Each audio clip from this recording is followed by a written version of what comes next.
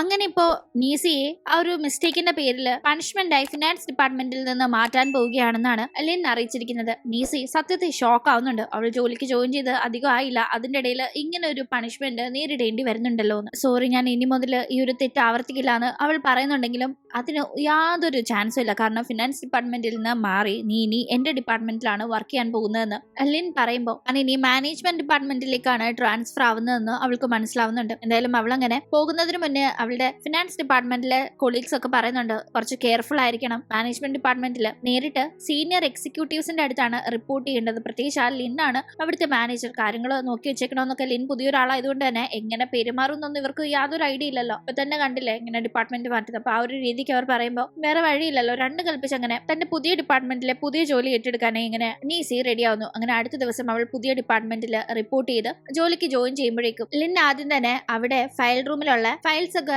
Organise ചെയ്യാനായിട്ടുള്ള ഡ്യൂട്ടിയാണ് നീസിക്ക് കൊടുക്കുന്നത്. ഫയൽ റൂം എന്ന് പറയുമ്പോൾ ഇഷ്ടം പോലെ ഫയൽസ് ഉണ്ട്, എല്ലാം ഒരുമാതിരി വലിച്ചു വരയിട്ടിരിക്കുകയാണ്. അവൾ അങ്ങനെ അത് എന്തെങ്കിലും ഏറ്റെടുത്ത് നന്നായി തന്നെ ചെയ്യുന്നുണ്ട്. അവളെ ഏൽപ്പിച്ച ജോലി നന്നായി തന്നെ അവൾ അങ്ങനെ അടുക്കി പറക്കി. ഏതാണ്ട് രാത്രി ആവുമ്പോഴേക്കും ഫുഡ് കഴിക്കാൻ പോകാനേ ഫ്രണ്ട് അവളെ വന്ന് വിളിക്കുന്നുണ്ട്.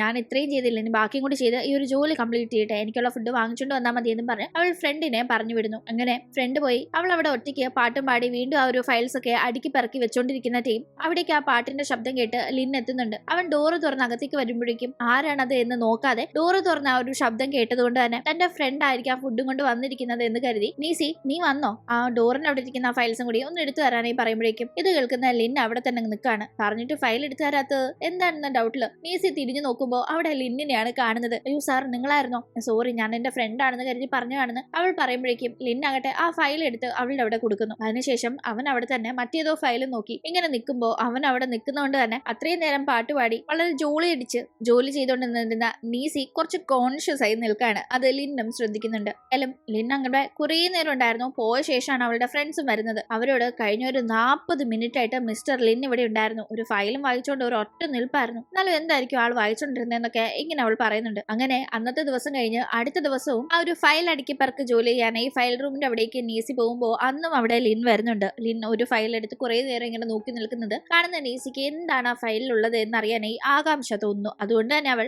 ലിൻ പോയ ശേഷം ആ ഫയൽ എടുത്ത് നോക്കുമ്പോൾ അത് മാനേജ്മെന്റ് ഡിപ്പാർട്ട്മെന്റിന്റെ അല്ല, മറിച്ച് പർച്ചേസ് ഡിപ്പാർട്ട്മെന്റുമായി ബന്ധപ്പെട്ട ഫയൽസ് ആണെന്ന് മനസ്സിലാവുന്നുണ്ട്. ഈ പർച്ചേസ് ഡിപ്പാർട്ട്മെന്റുമായിട്ടാണല്ലോ അന്ന് ആ ഒരു ഇഷ്യൂ ഉണ്ടായത്. ഇനി ഒരുപക്ഷെ ആ പർച്ചേസ് ഡിപ്പാർട്ട്മെന്റിന്റെ എന്തെങ്കിലും കാര്യങ്ങൾ ലിൻ അന്വേഷിക്കുകയാണോ എന്ന് ഡൗട്ട് തോന്നുന്ന നീസി പ്രത്യേകമായ ആ ഫയലൊക്കെ ശ്രദ്ധിക്കുന്നുണ്ട്. എന്തായാലും അതിനൊക്കെ ശേഷം അവൾ ഫ്രണ്ട്സിന്റെ കൂടെ ഫുഡ് കഴിക്കാനായി പോകുമ്പോഴേക്കും അവർ നീസിയോട് ഒരു കാര്യം പറയുന്നു. ഓഫീസില് നീസിയെ പറ്റി ഒരു ഗോസിപ്പ് നടക്കുന്നുണ്ട്, നീസിയും ലിന്നും തമ്മിൽ എന്തോ റിലേഷൻ ഉണ്ട്, അതുകൊണ്ടാണല്ലോ നീസി ഒരു തെറ്റ് ചെയ്തിട്ടും ലിൻ അവളെ അങ്ങനെ ജോലിയിൽ നിന്ന് പറഞ്ഞു വിടാതെ അവന്റെ ഡിപ്പാർട്ട്മെന്റിലേക്ക് മാറ്റിയത് എന്നല്ല. അത് കേൾക്കുന്ന നീസി നിങ്ങൾ പറയുന്ന പോലൊന്നും അല്ല, എന്നോടുള്ള താല്പര്യം കൊണ്ടൊന്നും അല്ല ആൾ എന്നെ ഈ ഡിപ്പാർട്ട്മെന്റിലേക്ക് മാറ്റിയത്, ഇവിടെ എന്നെ ജോലി എടുപ്പിച്ച് കൊല്ലുവോ അറിയോ, ഇഷ്ടംപോലെ പണി തന്നുകൊണ്ടേയിരിക്കുകയാണെന്നെല്ലാം അവൾ അവളുടെ പരിഭവം പറയുന്നു. അങ്ങനെ അടുത്ത ദിവസം വീണ്ടും ഫയൽ റൂമില് ഫയൽ അടുക്കി പറക്കാനായി പോകുന്ന നീസി അവിടെ ലിൻ വരാനായി വെയിറ്റ് ചെയ്തിരിക്കുകയാണ്. ലിൻ വരുമ്പോഴേക്കും അവൾ ലിന്നിനെ ഒരു കാര്യം കാണിക്കുന്നുണ്ട്. ലിൻ ഇവിടെ വന്ന് പർച്ചേസ് ഡിപ്പാർട്ട്മെന്റിന്റെ ഡേറ്റ് ആയിരുന്നു നോക്കിക്കൊണ്ടിരുന്നതെന്ന് മനസ്സിലാക്കിയ അവൾ പർച്ചേസ് ഡിപ്പാർട്ട്മെന്റ് എന്തോ തെറ്റായ പർച്ചേസ് ഒക്കെ നടത്തിയതിന്റെ ചില കാര്യങ്ങളൊക്കെയാണ് ലിൻ നോക്കുന്നതെന്ന്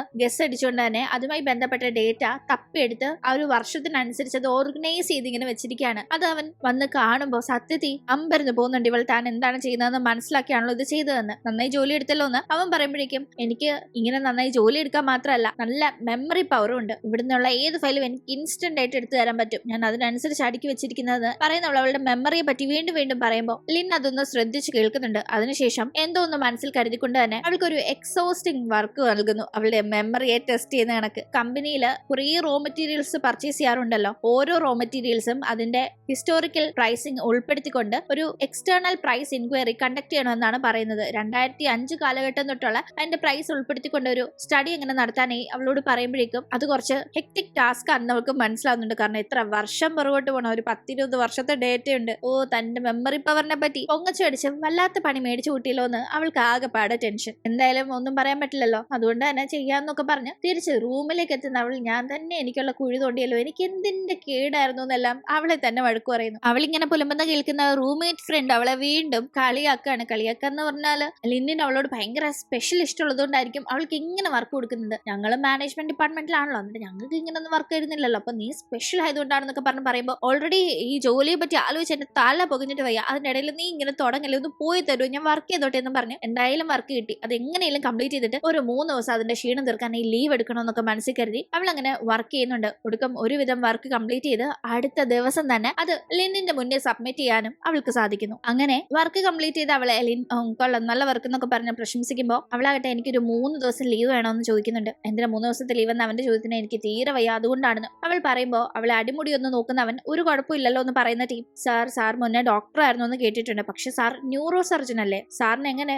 ഈ ചുമ്മാ നോക്കിയിട്ട് അസുഖം ഇല്ലാന്ന് പറയാൻ പറ്റുമെന്ന് അവൾ ചോദിക്കുമ്പോൾ അവന്റെ മുഖം വാടുന്നുണ്ട്. ഒരു പക്ഷെ അവന്റെ ആ ഒരു മെഡിക്കൽ ലൈഫിന്റെ കാര്യങ്ങൾ അവൾ ഓർമ്മപ്പെടുത്തിയത് കൊണ്ടാകാം. എന്തായാലും അവൻ വേഗം തന്നെ അവളോട് ലീവ് ഒന്നും തരില്ല, പോകാനായി പറയുന്നു. ഓ ഞാൻ പറഞ്ഞത് തെറ്റായി പോയോന്ന് അവൾക്ക് ഒരു ഡൗട്ട് ഉണ്ട്. എന്തായാലും ഇനിയിപ്പോ തന്റെ ഈ ബോസിന്റെ അടുത്ത് സംസാരിക്കുമ്പോൾ നോക്കി കണ്ട് സംസാരിക്കണം എന്ന് ഉറപ്പിച്ചാണ് അവൾ പോകുന്നത്. അങ്ങനെ തിരിച്ച് അവരുടെ ഡോർമെട്രിയിലേക്ക് പോകുന്ന ടീം നീസി ഫ്രണ്ട്സ് ഒരു കാഴ്ച കാണുന്നുണ്ട്. അവരുടെ കമ്പനിയിലെ പുതിയ ഒരു എംപ്ലോയി ഓൾറെഡി ആ കമ്പനിയിലെ സ്റ്റാഫായ മിസ്റ്റർ മൂ എന്ന ആളിന്റെ ഒരു റിലേറ്റീവ് ആണ്. ഇവർക്ക് കിട്ടിയിരിക്കുന്ന ഡോർമെട്രി ചെറുതാണല്ലോ, ബെഡൊക്കെ ചെറുതാണ്, സ്പേസും ചെറുതാണ്. അതുകൊണ്ട് തന്നെ ഇവർ അവിടെ തന്നെയുള്ള വലിയൊരു ഡോർമെട്രിക്ക് അപ്ലൈ ചെയ്തിരുന്നു. പക്ഷെ അതിപ്പോ ഫ്രീ ആയപ്പോ ഇവർക്ക് കൊടുക്കുന്നതിന് പകരം ഇപ്പൊ വന്നിരിക്കുന്ന കമ്പനിയിലെ സ്റ്റാഫായ മിസ്റ്റർ മൂവിന്റെ റിലേറ്റീവ് പയ്യനെ കൊടുക്കാൻ പോവാണെന്ന് മനസ്സിലാക്കുന്നവർ, നമ്മൾ എത്ര മാസമായിട്ട് ആ ഒരു ഡോർമെട്രിക്ക് വേണ്ടി അപ്ലൈ ചെയ്തതാ, എന്നിട്ട് നമുക്ക് തരാതെ ഇപ്പൊ വന്ന ഒരാൾക്ക് കൊടുത്താൽ എങ്ങനെ ശരിയാവുന്നു, ഇതിനെപ്പറ്റി ഞാൻ കംപ്ലൈന്റ് ചെയ്യുന്നു പറഞ്ഞു അവൾ വേഗം തന്നെ ഈ ഒരു കാര്യത്തെ പറ്റി അടുത്ത ദിവസം തന്നെ ലിന്നിന്റെ അടുത്ത് കംപ്ലൈന്റ് ചെയ്യാനായി പോകുന്നുണ്ട്. ഈ ടീം ലിൻ ഓഫീസിലേക്ക് വന്നതേ ഉണ്ടായിരുന്നുള്ളൂ, എനിക്കൊരു കാര്യം പറയാനുണ്ട് സാറെന്ന് പറഞ്ഞു അവൾ ചെല്ലുമ്പോഴേക്കും ശരി വാ പറയുന്നു പറഞ്ഞു അവൻ അടുത്തേക്ക് വിളിക്കുന്നുണ്ടെങ്കിലും അവൻ പെട്ടെന്ന്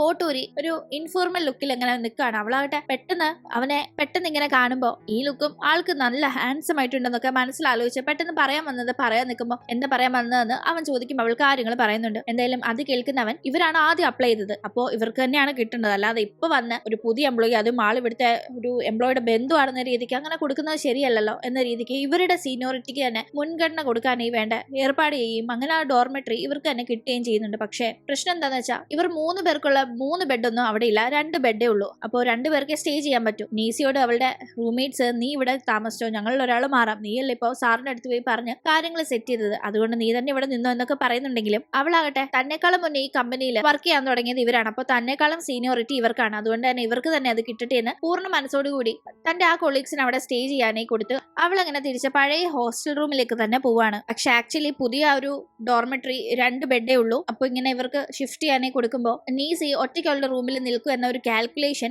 ലിന്നിനുണ്ടായിരുന്നു. അതുകൊണ്ട് തന്നെയാണ് അവൻ ആക്ച്വലി ഈ ഒരു കാര്യത്തിൽ ഇടപെട്ടത്. അവൻ നീസിയുടെ കാര്യത്തിൽ ഓരോന്നും ചെയ്യുന്നത് ചുമ്മാതൊന്നും അല്ല, ഓരോ കൃത്യമായ കണക്കുകൂട്ടലുകൾ അവളുടെ കാര്യത്തിൽ അവനുണ്ട്. എന്തായാലും അവൾ പിന്നീട് കസിനായ ജിയാങ്ങിനെ ഫോൺ ചെയ്ത് ഇവിടുത്തെ കാര്യങ്ങൾ പറയുന്നുണ്ട്. ഇവിടെ എന്റെ ഒരു ബോസ് ഉണ്ട്, അയാളെ കൊണ്ട് തയ്ക്കാൻ വയ്യ, എനിക്ക് എപ്പോഴും പണി തരിക എന്നൊക്കെ പറഞ്ഞ് അവളിങ്ങനെ സംസാരിക്കുമ്പോൾ ആ ബോസ് ലിന്നാണെന്ന് മനസ്സിലാക്കുന്ന ജിയാങ് ലിന്നിനെ പറ്റി ഒരു ചെറിയ സ്റ്റഡി നടത്തുന്നുണ്ട്. ഓൾറെഡി ആ കമ്പനിയും നീസിയുടെ അച്ഛൻ ഒരു ഫൗണ്ടർ ഒക്കെ ആയിരുന്നല്ലോ, അപ്പൊ അതുകൊണ്ട് തന്നെ ജിയാങ് പറയുന്ന ഒരു കാര്യം, ഒരു പക്ഷേ മിസ്റ്റർ ലിന്നിന് നീസിയെ പറ്റി എല്ലാം അറിയായിരിക്കും, അവൾ യഥാർത്ഥത്തിൽ ആരുടെ മകളാണെന്നൊക്കെ അറിഞ്ഞ് അവളെ ടെസ്റ്റ് ചെയ്യാൻ വേണ്ടി അങ്ങനെയൊക്കെ ചെയ്യുന്നതാകാമെന്ന് ജിയാങ് പറയുമ്പോൾ എനിക്ക് അങ്ങനെ തോന്നുന്നില്ല, അങ്ങനെ ആവാൻ സാധ്യതയുണ്ടോ, അങ്ങനെയൊന്നും കാണില്ല എന്നെല്ലാം അവൾ ഇങ്ങനെ പറയുന്നു. അങ്ങനെ പിന്നീട് നീസി അവൾക്ക് കിട്ടിയ ഒരു ജോലി ഇങ്ങനെ ചെയ്തുകൊണ്ടിരിക്കുകയായിരുന്നു. ആ ഒരു ടീം ബാങ്കിൽ നിന്ന് പ്രീ ലോൺ ഇൻവെസ്റ്റിഗേഷന്റെ ഭാഗമായി സ്വാങ് ഇങ്ങോട്ടേക്ക് എത്തുന്നുണ്ട്. നല്ല ഹാൻഡ്സമായ ഒരു പയ്യൻ ബാങ്കിൽ നിന്ന് വന്നിട്ടുണ്ടെന്ന് പറഞ്ഞ് സ്വാങ് അങ്ങനെ എന്തോ ആണ് ആ പയ്യന്റെ പേരെന്നല്ല നീസിയുടെ ഒരു ഫ്രണ്ട് അവിടെ ഇരുന്ന് പറയുമ്പോൾ അത് കേൾക്കുന്ന നീസി ഇത് തന്റെ ക്രഷായ സ്വാങ് തന്നെയാണെന്ന് മനസ്സിലാക്കി വേഗം സ്വാങ്ങിനെ കാണാനായി ഓടി വരുന്നുണ്ടെങ്കിലും സ്വാങ് അപ്പോഴേക്കും അവിടെ നിന്ന് പോയിരുന്നു. ഇവർ തമ്മിൽ അപ്പോൾ കണ്ടുമുട്ടിയതേ ഇല്ല. എന്തായാലും അവളാകട്ടെ ഓടി വന്നിട്ടും അവനെ കാണാൻ പറ്റാഞ്ഞ നിരാശയിലെ പോയി കാണുന്നു കരുതി തിരിയുമ്പോഴേക്കും അവിടെ ലിന്നിന്റെ മുന്നിലാണ് അവൾ ചെന്ന് പെടുന്നത്. ലിന്നാകട്ടെ അവളുടെ നിപ്പ് കണ്ട് അവൾ ആരെയോ കാണാൻ ഓടിക്കിതച്ച് വന്നതാണെന്ന് മനസ്സിലാക്കി തന്നെ അവൾക്ക് നല്ല കുറച്ച് വർക്കും കൂടി കൊടുക്കുമ്പോൾ അവൾ അയ്യോ ഇയാൾ എന്തിനാ എന്നെ ഇങ്ങനെ വർക്ക് തന്ന് കൊല്ലുന്നതെന്ന് ഭയങ്കര ഇറിറ്റേറ്റഡ് ആവുന്നുണ്ട്. അങ്ങനെ എന്തായാലും വെയർ ഹൗസിൽ അടുക്കി പെറുക്കാനൊക്കെ പോയി അവൾക്ക് അവിടെ ഓരോ സാധനങ്ങൾ കയ്യിൽ നിന്ന് വീണും അത് തലേ വീണും പിന്നെ അവൾ ലാഡർ കയറാൻ പോകുമ്പോൾ തെന്നി വീണും ഒക്കെ കുറച്ചു കഷ്ടപ്പെട്ട് ആ ഒരു വർക്ക് തീർക്കേണ്ടി വരുന്നുണ്ട്. അങ്ങനെ വീക്കെൻഡ് എത്തുമ്പോഴേക്കും എങ്ങനെയെങ്കിലും ഒന്ന് കിടന്ന് ഉറങ്ങിയാൽ മതി എന്നുള്ള ഒരു രീതിയിൽ അവൾ റൂമിൽ കിടക്കുമ്പോഴേക്കും വീക്കെൻഡ് അല്ലേ ഒന്ന് പുറത്ത് പോയാലോ എന്നൊക്കെ റൂംമേറ്റ്സ് ഞാൻ അങ്ങോട്ടും ഇല്ലാന്ന് അവൾ പറയുമ്പോഴേക്കും ഷാങ്കയില് നമുക്കൊന്നും പോവാം, അവിടെ ആണെങ്കിൽ വീക്കെൻഡ് നല്ല വൈബാ, കാണാനും എന്തെങ്കിലുമൊക്കെ കാണും, നല്ല ഫുഡും കഴിക്കാം, പോയിട്ട് വരാന്നൊക്കെ ഫ്രണ്ട്സ് പറയുമ്പോൾ ഷാങ്കൈ എന്ന് കേൾക്കുമ്പോൾ ഒരു താല്പര്യം ഇല്ലാതെ അത്രയും നേരം വയ്യാണ്ട് കിടന്ന നീസിയുടെ മനസ്സിൽ ലെഡ് പൊട്ടുന്നുണ്ട്. കാരണം ഷാങ്കയിലുള്ള ബാങ്കിലാണ് സ്വാങ് വർക്ക് ചെയ്യുന്നത്, അവിടെ പോയാൽ അവനെ കാണാൻ പറ്റുമോ എന്നുള്ള മനസ്സ് പടപട ഇടിക്കുന്നുണ്ട്. അങ്ങനെ ഷാങ്കയിലേക്ക് പോകാനായി ഇവർ റെഡിയായി ടാക്സി വെയിറ്റ് ചെയ്തിരിക്കുമ്പോഴേക്കും നോക്കുമ്പോഴേക്കും വളരെ യാദൃശ്യമായി അതിലൂടെ ലിൻ എത്തുന്നുണ്ട്. ലിൻ ഇവരെ കാണുകയും താൻ ഷാങ്കയിലേക്കാണ്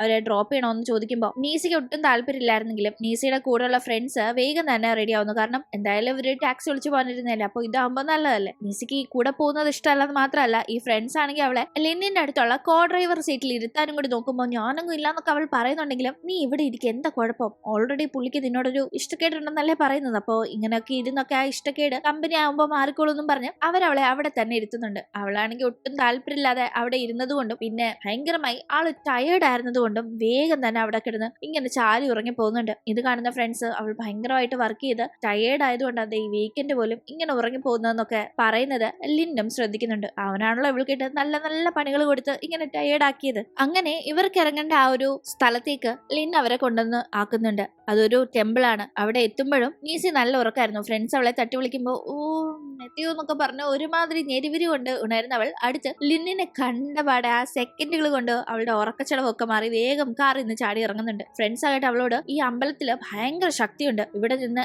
എന്ത് പ്രാർത്ഥിച്ചാലും നടക്കുമെന്നൊക്കെ പറയുമ്പോൾ അവളുടെ ഈ ലൈഫിലെ ഇപ്പോഴത്തെ പ്രശ്നം ലിന്നാണല്ലോ. ലിൻ ഓഫീസിൽ വന്നതിന് ശേഷം അവൾക്ക് ഡിപ്പാർട്ട്മെന്റ് മാറിയിട്ട് വന്നു, യാതൊരു റെസ്റ്റും ഇല്ല, സൗകര്യവും ഇല്ല, പണിയോട് പണിയോട് പണിയോട് പണി. അതുകൊണ്ട് തന്നെ അവൾ അവിടെ നൈസായി മനസ്സിൽ ലിന്നിനെ പറ്റിയാണ് പ്രാർത്ഥിക്കുന്നത്. ദൈവമേ, ആ പുള്ളിക്കാരൻ ഇങ്ങോട്ടേക്ക് വന്ന കണക്ക് തന്നെ തിരിച്ച് ട്രാൻസ്ഫർ ആയി വേറെ ഏതെങ്കിലും ബ്രാഞ്ചിലേക്ക് പോകണേ, പ്രൊമോഷൻ കിട്ടി ട്രാൻസ്ഫർ ആയി പോയാലും യാതൊരു കുഴപ്പമില്ല, ഇവിടെ നിന്ന് പോയി കിട്ടിയാൽ മതി. ഇനി അതും പറ്റില്ലെങ്കിൽ അയാളെ വല്ല ഏലിയനും വന്ന് തട്ടിക്കൊണ്ട് പോയാലും കുഴപ്പമില്ല, എന്റെ ലൈഫിൽ നാളൊന്ന് വാനിഷ് ആയി കിട്ടണമെന്നൊക്കെയാണ് പ്രാർത്ഥിക്കുന്നത്. അങ്ങനെ പ്രാർത്ഥനയ്ക്കൊക്കെ ശേഷം അവൾ ഈ ഷാങ്കയിലേക്ക് ചാടിത്തുള്ളി വന്നതിന്റെ ലക്ഷ്യം സ്വാങ്ങിനെ എങ്ങനെയെങ്കിലും കാണണം എന്നതാണല്ലോ. അതുകൊണ്ട് തന്നെ ഈ ബാങ്ക് ഒക്കെ ഉള്ള ഷാങ്കയിലെ ഫിനാൻഷ്യൽ ഡിസ്ട്രിക്ട് എന്ന് അറിയപ്പെടുന്ന ആ ഒരു സ്ഥലത്തേക്ക് നല്ല ഫുഡ് അവിടെ കിട്ടുന്ന റെസ്റ്റോറൻറ്റ്സ് ഒക്കെ ഉണ്ടെന്ന് പറഞ്ഞ് ഇവൾ വിളിച്ചോണ്ട് പോകുന്നുണ്ട് കൂട്ടുകാരെ. ഇവിടെ അടുത്ത റെസ്റ്റോറൻറ്റ്സ് ഉണ്ടല്ലോ, ഇവിടെ കാണാൻ പോയാൽ പോരെയെന്ന് ഫ്രണ്ട്സ് ചോദിക്കുമ്പോൾ അല്ലല്ല അവിടുത്തെ ഫുഡിന് ഭയങ്കര ടേസ്റ്റ് ആണെന്ന് പറഞ്ഞ് ഇവൾ അങ്ങനെ ഒരു റെസ്റ്റോറന്റിലേക്ക് കൊണ്ടുവന്നു. അവിടെ ഇരുന്ന് ഈ ബാങ്ക് അടുത്ത് കാണാം. അങ്ങനെ അവൾ അങ്ങോട്ട് വായി നോക്കിയിരിക്കുകയാണ്. പക്ഷെ അങ്ങോട്ടും കാണാം സ്വാങ് വരുമെന്ന് അവൾ പ്രതീക്ഷിക്കുന്നുണ്ടെങ്കിലും വന്നില്ല. ഫുഡ് കഴിച്ചു കഴിയുമ്പോഴേക്കും ബാങ്കിന് അടുത്തുള്ള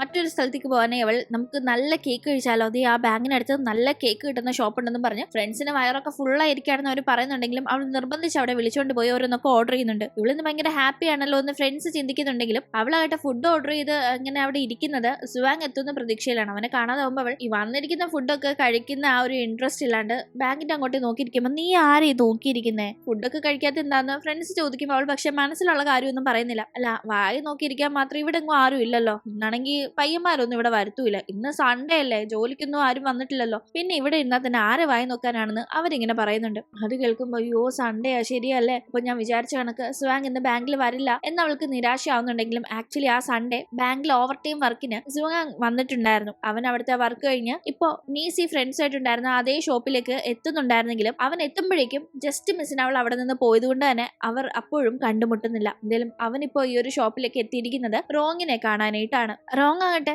അവളുടെ ഒരു ഫ്രണ്ട് സുവാങ്ങിന്റെ ഒരു റൂംമേറ്റുമായി റിലേഷൻഷിപ്പിലായിരുന്നു. പക്ഷെ അവർ ലോങ് ഡിസ്റ്റൻസ് റിലേഷൻഷിപ്പിലായിരുന്നത് കൊണ്ട് തന്നെ അത് വർക്ക്ഔട്ട് ആയില്ല എന്ന കാര്യങ്ങളൊക്കെ ഇങ്ങനെ പറയുന്ന ടീം അതെ ലോങ് ഡിസ്റ്റൻസ് റിലേഷൻ വർക്ക്ഔട്ട് ആവാൻ ചാൻസ് കുറവാണെന്നില്ല അത് കേട്ട് അവനും പറയുന്നുണ്ട്. പിന്നെ ഈ ഒരു ഫ്രണ്ട് മറ്റാരെയോ ഇഷ്ടപ്പെടുന്നു, അതിനെപ്പറ്റി നിനക്ക് വല്ലതും അറിയാവുന്നെല്ലാം അവന്റെ റൂംമേറ്റിനെ പറ്റി റോങ് ചോദിക്കുമ്പോൾ എനിക്ക് അതിനെപ്പറ്റി കാര്യമായിട്ടൊന്നും അറിയില്ല എന്ന് പറയുന്ന അവനോട് നിനക്ക് എങ്ങനെയാ റിലേഷൻ വല്ലതും സെറ്റ് ആയോ എന്നൊക്കെ അവൾ ചോദിക്കുന്നുണ്ട്. എനിക്കൊന്നും ആയിട്ടില്ല, ഞാൻ അതിലൊന്നും ഫോക്കസ് ചെയ്യുന്നില്ല, എനിക്ക് എന്റെ കരിയർ ഇപ്പൊ വലുതെന്ന് അവൻ പറയുമ്പോഴാണ് അത് കേൾക്കുന്ന റോങ്ങിന് സമാധാനമാവുന്നത്. ആക്ച്വലി അവൾ ഇടയ്ക്ക് ഓരോ കാരണങ്ങൾ ഉണ്ടാക്കി ഇവനെ കാണാനായി വന്നിങ്ങനെ അവൻ വേറെ റിലേഷൻഷിപ്പിലൊന്നും ആയിട്ടില്ല എന്ന് ഉറപ്പിച്ചുകൊണ്ടിരിക്കുകയാണ്. അവൾ ഇപ്പോഴും ഇവന്റെ പുറകിന് തന്നെയാണെന്ന് നമുക്ക് മനസ്സിലാക്കാം. പക്ഷെ സ്വാങ് അത്ര പിടുത്തം കൊടുത്തിട്ടില്ല റോങ്ങിന്. ഇവിടെ ഇങ്ങനെ കാര്യങ്ങൾ നടക്കുമ്പോഴേക്കും തിരിച്ചു പോകാനായി നീസിക്കും ഫ്രണ്ട്സിനും ടൈം ആവുന്നുണ്ട്. അവളാകട്ടെ കാണാനായി വന്ന സ്വാങ്ങിനെ കാണാതെ പോകുന്നതിന്റെ ഭയങ്കര നിരാശയിലാണ്. ഇതേ ടീം അവിടെ ഇവർ പോകാനായി നിൽക്കുന്നത് ലിൻ കാണുന്നുണ്ടെങ്കിലും അവൻ അവർക്ക് ലിഫ്റ്റ് ഒന്നും കൊടുക്കാതെ അവൻ അവരെ മൈൻഡ് ചെയ്യാതെ നേരെ പോകുന്നത് ഒരു ഡോക്ടറെ കൺസൾട്ട് ചെയ്യാനായിട്ടാണ്. ഡോക്ടർ അവന്റെ കൈയൊക്കെ പരിശോധിച്ച ശേഷം കൈ ഇപ്പോ ഒരുപാട് ബെറ്റർ ആയിട്ടുണ്ട്. ആക്സിഡന്റിന് ശേഷം ഒരുപാട് റിക്കവർ ആയിട്ടുണ്ടെങ്കിലും ഒരു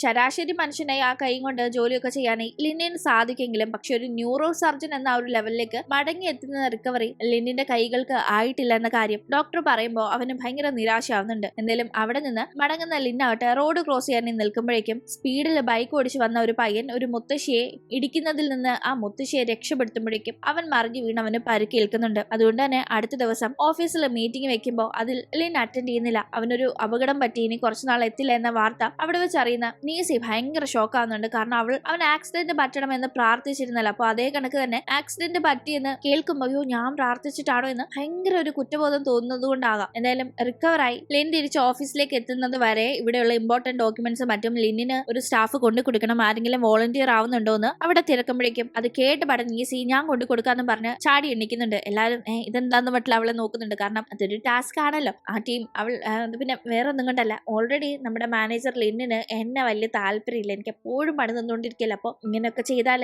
അദ്ദേഹത്തിന് ആ ഒരു ദേഷ്യം കുറഞ്ഞാലോ എന്ന് വിചാരിച്ചിട്ടാണെന്നെല്ലാം അവൾ ഒരു നമ്പർ ഇറക്കുന്നത്. ആക്ച്വലി അവൾ പ്രാഗിയത് കൊണ്ടല്ലേ പ്രാർത്ഥിച്ചത് കൊണ്ട് അവന് പണി കിട്ടിയെന്ന ആ ഒരു കുറ്റബോധത്തിന്റെ പുറത്താണ് അവൾ ഇപ്പൊ ഇങ്ങനെ ചെയ്യാനായി പോകുന്നത്. എന്തായാലും അങ്ങനെ അവൾ ആരെയാണോ കാണരുതെന്ന് പ്രാർത്ഥിച്ചത് അയാളുടെ അടുത്തേക്ക് തന്നെ അവളിപ്പോ ചോദിച്ച് മേടിച്ച് ചെല്ലാനായി പോവാണ്. ശേഷം എന്ത് സംഭവിക്കുമെന്ന് നമുക്ക് അടുത്ത എപ്പിസോഡിലൂടെ കാണാം. ഇന്നത്തെ വീഡിയോ ഇഷ്ടമായാൽ മറക്കാതെ ലൈക്ക് ചെയ്തും ഷെയർ ചെയ്തും സബ്സ്ക്രൈബ് ചെയ്തും സപ്പോർട്ട് ചെയ്യണം. വീണ്ടും പുതിയൊരു എപ്പിസോഡുമായി കണ്ടുമുട്ടും വരെ ബൈ.